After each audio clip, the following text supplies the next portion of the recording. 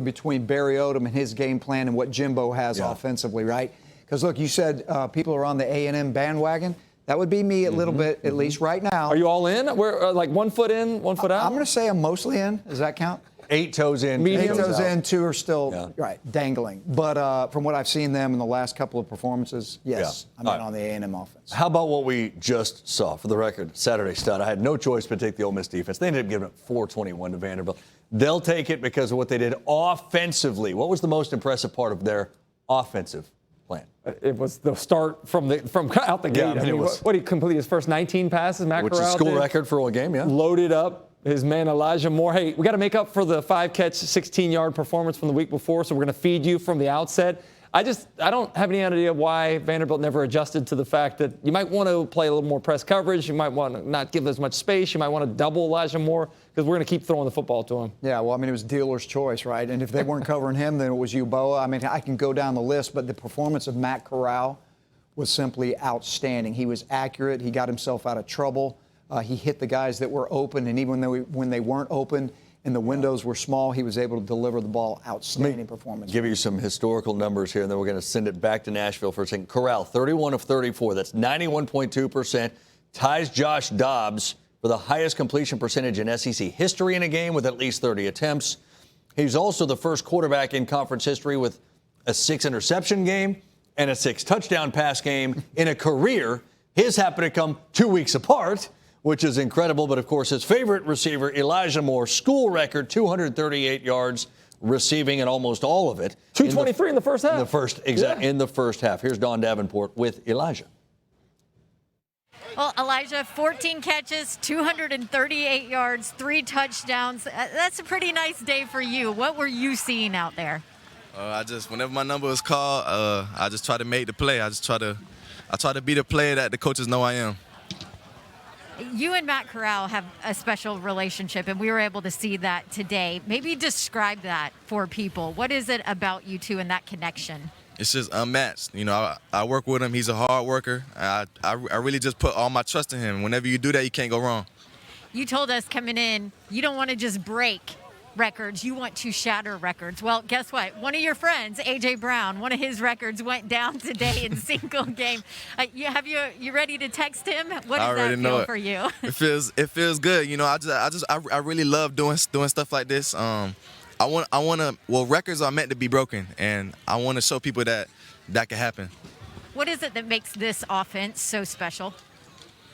The whole team. You know, I feel like everyone is bought in, and whenever you bought in, you know you can't go wrong. Thank you, Elijah. Congratulations. Thank you. Yeah, they keep churning out receivers in recent history, and you know Lane Kiffin's all too happy to see a guy like Elijah Moore. What do you see when you watch Corral and Moore and the communication and connection between them? No chemistry, no doubt. And I think last week Lane probably went back and realized, boy, that was a mistake, only getting him the ball 5 times for 16 yards. One of them was a touchdown. But the guy's dynamic. And you know what? When I look at wideout, CD, I always look at guys that want to compete. Those are the guys that usually separate themselves from the rest. In other words, this guy, when the game is on the line, he wants the ball, and he wants it often. And that's what great guys do, right? When he does everything. He catches the ball over the middle. Even when we've seen him, safeties have come in there and smoked him. He holds on to the ball. He's great with rack yards, runs after the catch, right? He does everything and even blocks on the perimeter. So this is not a big, physically huge, imposing guy. This is a competitive guy who you love to have on your team, and you can tell he's a worker. But the chemistry between him and Matt Corral right now is outstanding. It's a pretty good roster that Lane Kiffin inherited, right? Elijah Moore that we're talking about already. Jonathan Mingo was there. They got in the transfer, Kenny Yeboah. But, Dart, to your point, what do you think the receiving classes are going to be like going forward when you know you're going to be able to catch this many balls, when you know you're going to throw the ball around as much as Ole Miss does? And even before Lane, when you're looking at A.J. Brown and D.K. Metcalf, and they're just going to continue on, right? Yeah.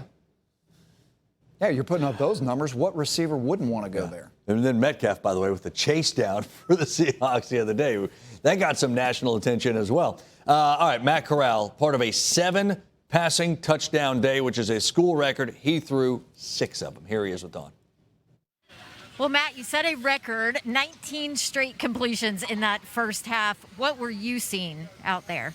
I was just taking what they give me, playing within the system. My O-line did a good job of keeping them off of me, and the receivers did a good job of getting where they were supposed to be and getting to their landmarks. 6 touchdown passes today. That also tied Eli Manning's single-game record. What does it mean to you to be in talks with the guy with the last name of Manning in the record books? It means a lot, but I can't give my team enough credit.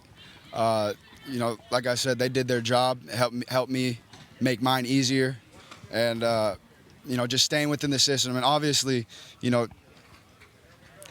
being in a conversation with such a highly touted name like Eli Manning and the Mannings, it means a lot. All this hard work's finally paying off, and now my coaches are messing with me behind the camera.